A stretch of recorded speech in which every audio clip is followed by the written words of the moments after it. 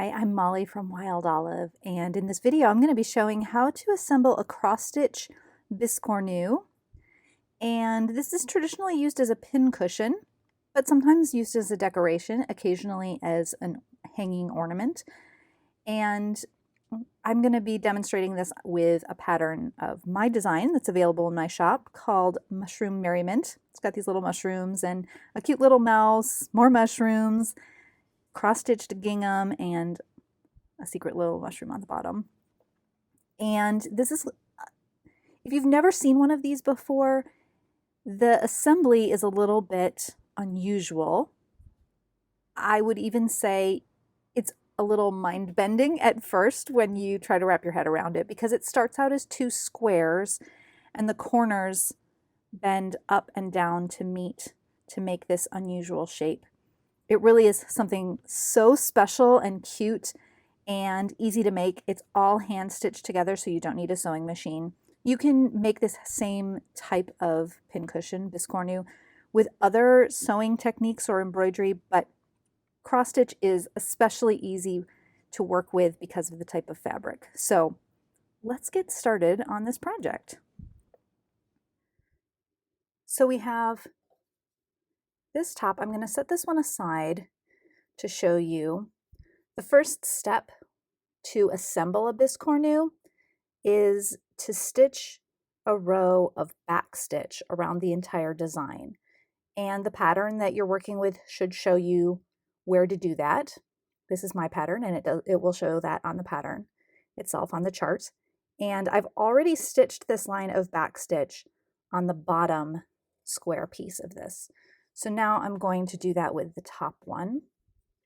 So I just have my needle threaded with 2 strands, and this design I have the back stitch goes, it's 3 squares out from the edge of where all of the stitching is. And I'm going to just start this with a loop.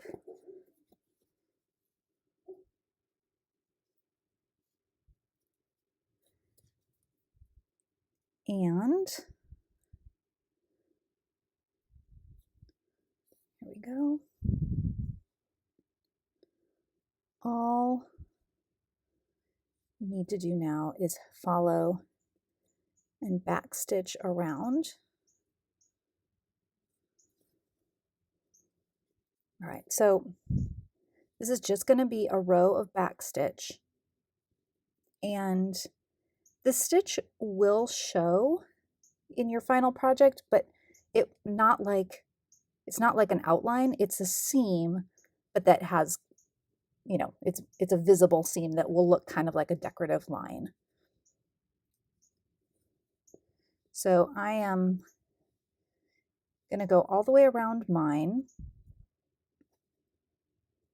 When you get to the corner, you know, you still want to follow the line of stitching for the corner. So on this one, you know, it just goes like that. And then once all of this stitching is finished, then we will be ready to move on to the next step. All right, so I have finished stitching this backstitch border on the second, well, the top piece of the Biscornu. And the next step, I always get just a little bit nervous before I go to do this with any kind of cross stitch or embroidery project. But basically now I need to trim this down a little bit. We want the extra fabric outside of the backstitch border to be about a 1/2 inch. And so this is 14 count thread, so that, or fabric, which means I could go about 7 stitches outside of that line. So 2, 3, 4, 5, 6, 7. It's right in there. You want to just give yourself enough room. So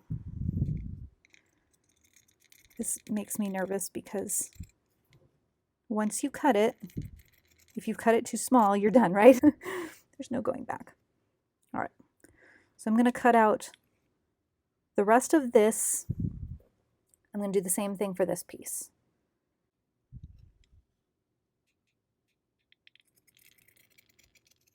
Okay, all trimmed, and the next part is we're going to fold the edges of the fabric under, like that, along the line of backstitching. We're basically just finger pressing this. So again, just folding it so that essentially the backstitch is right on the fold, right on the edge, because that's where we're going to want to be working with it. These corners get in the way of doing this really well, but it's okay. Some people also will trim a little bit of extra, that little tiny bit of corner off. But again, you don't need to. You can kind of flatten this in a little bit. Trying to make the corners super duper pointy when you stitch this together is not the goal. So we're not going to worry about it. Okay, this one here, already finger pressed. Now we're going to get ready to actually put this together.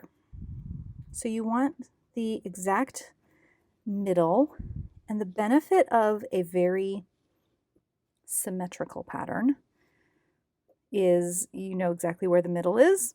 We're going to match the middle up with a corner. So these are going to go together like this, essentially. You decide which corner you want the bottom to go on. I think we're going to go like this. Okay. So I am going to match up this corner with this center. That is the center, which you can tell from the pattern, but the pin can just give you a little guidance. Let's put this in this way. That's smarter to preserve the fingers on the edge, right? Okay, and this is the corner here. I'm not going to mark that with a pin. Okay, so I have a piece of thread here. It's 2 strands. It has a fairly large knot at the end. We're going to come up right here at the middle. Okay. So what we're going to do is line up the first stitch at the corner with the first stitch to the one side of the pin. Okay. Make sure I don't get caught on the pin. The needle is going to go under the back stitch for the first stitch there, and then under the back stitch for the first stitch at the corner. Okay. First stitch to the, in this case, the left of the pin, and the first stitch that's on this side around the corner. You can go in a different direction here with this if you prefer, but this is the direction that we're starting on this. Okay. I'm going to go ahead and pull this out so that it's not in the way. It was just there to be able to see where we were starting. Now we're going to do the second stitch over.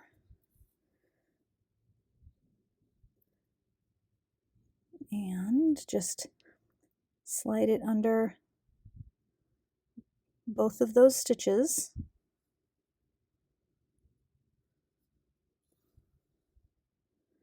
And this is just whip stitch. It's such a simple sewing stitch.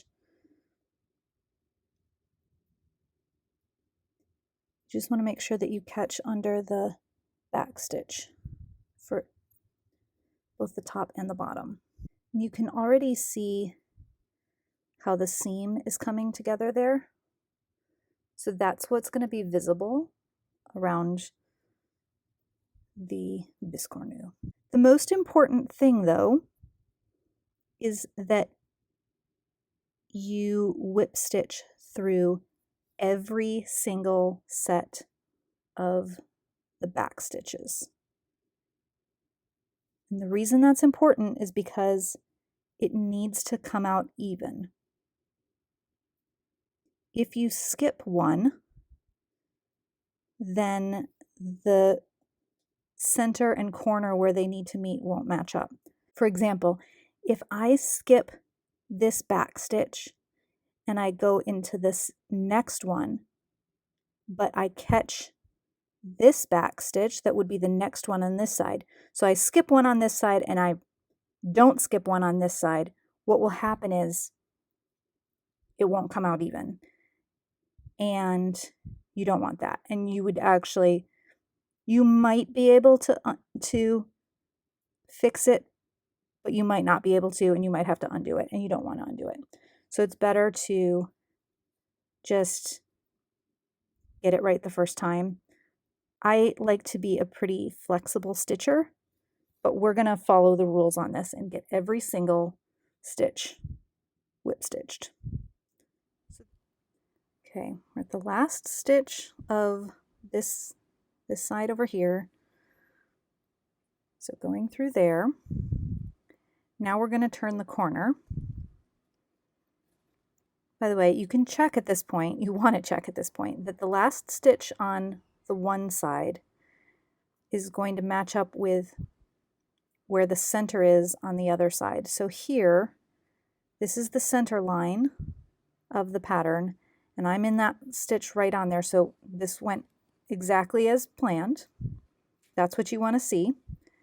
Now, I'm going to wrap this around a little bit, and once you get a stitch or two in, it'll all come together. Now I'm turning the corner and I'm going under the first stitch at the corner, the one that's turned to the corner, right?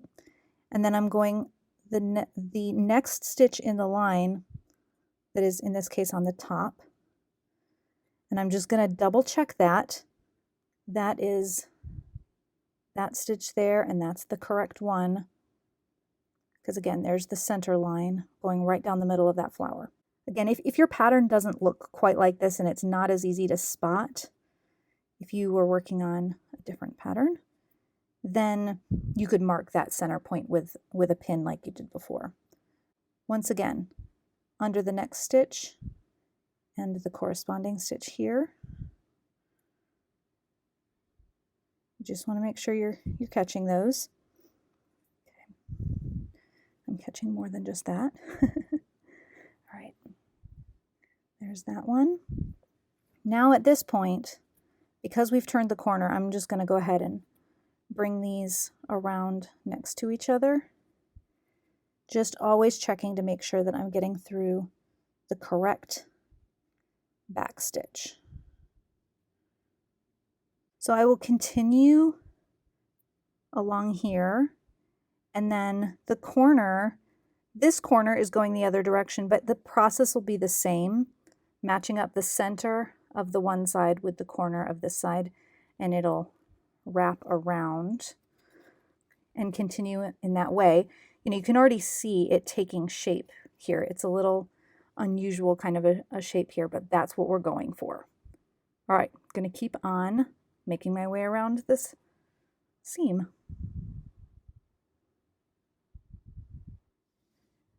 The stitching to basically make the form of the Biscornu is all finished here. And you really get to see that distinct shape at this point. It was coming into place probably halfway through.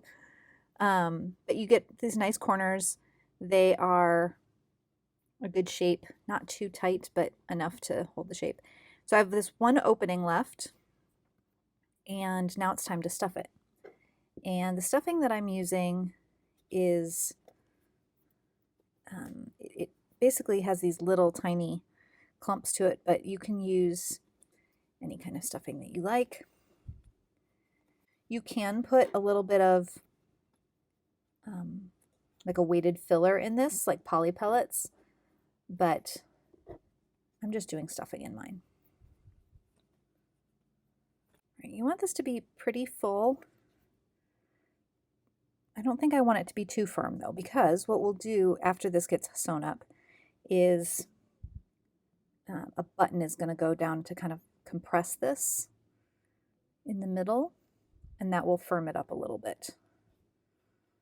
So I think we'll leave that. You do want to make sure that the stuffing is out to the corners and have enough right in here too. All right, so now we just need to close this up. We're going to do the same thing as before. Get the back stitch lined up. And if you look close, you can see that pulled away just a little bit from me stuffing it. I'm just going to pull it tight there and keep going.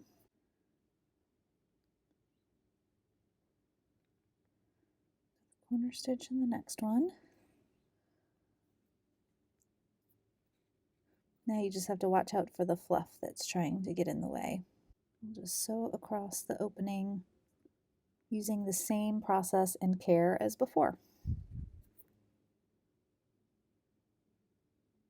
Okay, last 2 stitches.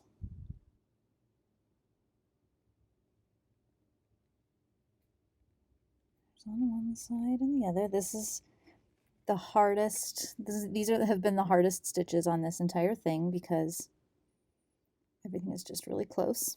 Make sure I catch enough of the thread. There we go. There and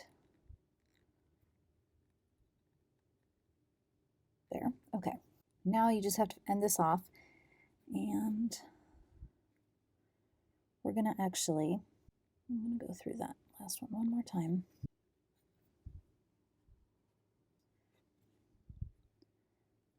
Tie a good knot. I usually use my thumbnail to hold the knot close. And you can see it there, but we're just going to poke it down through the layers. And I'm going to go ahead and bring my needle out here. But if you hold this, you can give it a little tug and get the knot hidden underneath there. All right. Then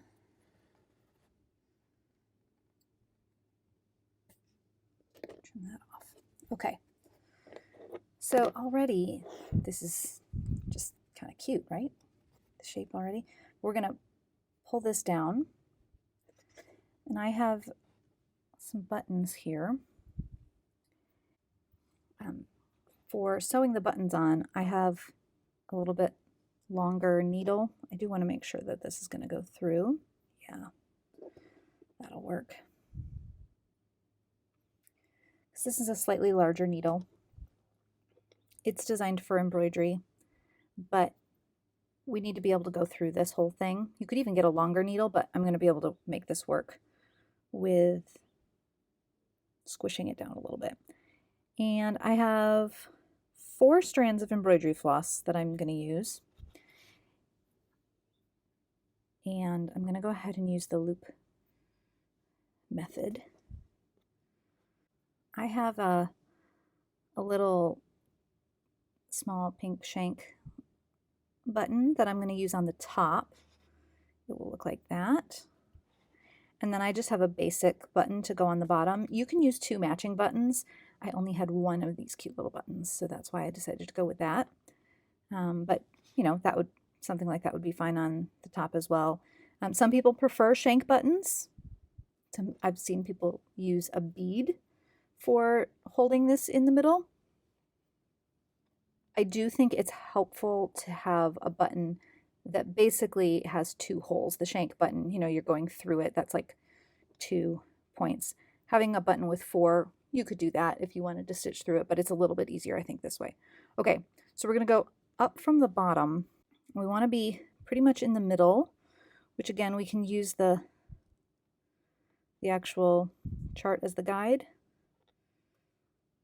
That is about right. So I'm going up through the middle of the Biscornu. And once you get this started in the right spot, it's a lot easier. Okay, that is close enough to the middle. I'm going to pull this through. I'm going to leave a loop on the bottom.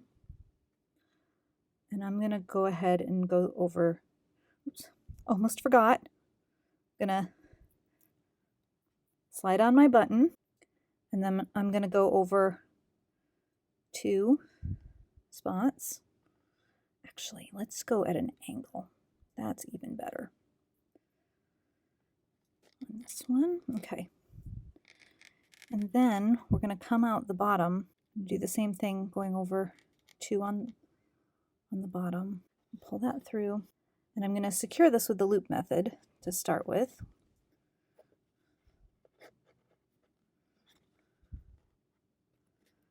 Then I'm going to go ahead and slide the button over. Okay, you can see that pulling it down. You want to pull it a little more than that, I think. Go a little more. Slide that button on. It's already holding pretty tight, and that helps having the loop method on there. Okay, so I'm going to go back, up,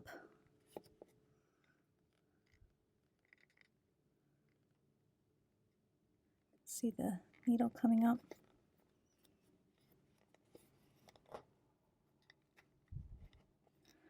It's tightening that button on the bottom a little. We're going to go through the shank on there. Go back down. When you come up, you should be able to go through one of the holes in the bottom button. Keep the tension on there. We're going to go back through one more time to the top. It gets harder now because it's tight, right? But it's holding more even without, you know, securing it by pinching it. Okay, we're going to go through the shank one more time. You got to find it.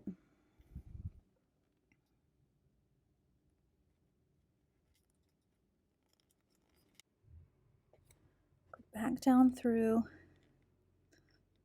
the pin cushion. We're coming back up on the bottom there.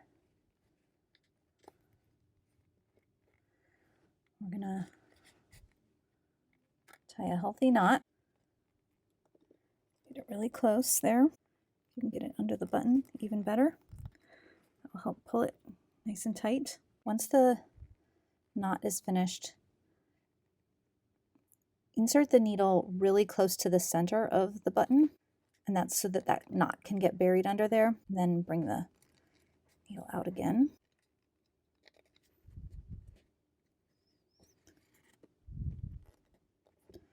If you give it a little tug, the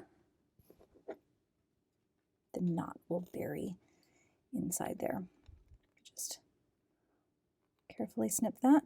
Don't get the fabric. The end is all hidden away, and your Biscornu is all finished. So cute.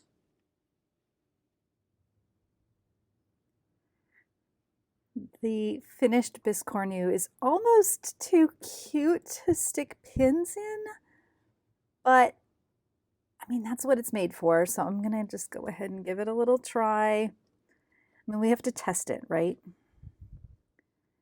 Okay, this officially works. I can't quite bear to put any pins in, especially the mouse, right? Like, that would be cruel. But a few around here and there. Let me see. We're going to go ahead and put one through a mushroom. Oh, goes into the stitching just perfectly fine as well. So there is that finished Biscornu, and I hope that you give this a try. Of course, if you are looking to make the mushroom merriment version that you see here, the pattern is available in my Etsy shop, and there will be a link below in the description for that. But you can do this with other patterns as well. You just need 2 squares of the same size, and that'll get you started. Thank you so much for watching this video. If you found this helpful, be sure to leave a like and subscribe to my channel for more content. If you really like stitching, both cross stitch and embroidery, you should check out my Coffee Clatch, which is a really fun membership. It's a great way for you to support the work that I do and get access to more patterns and stitching videos and things. So be sure to check that out as well. The link is in the description. Thanks so much for watching.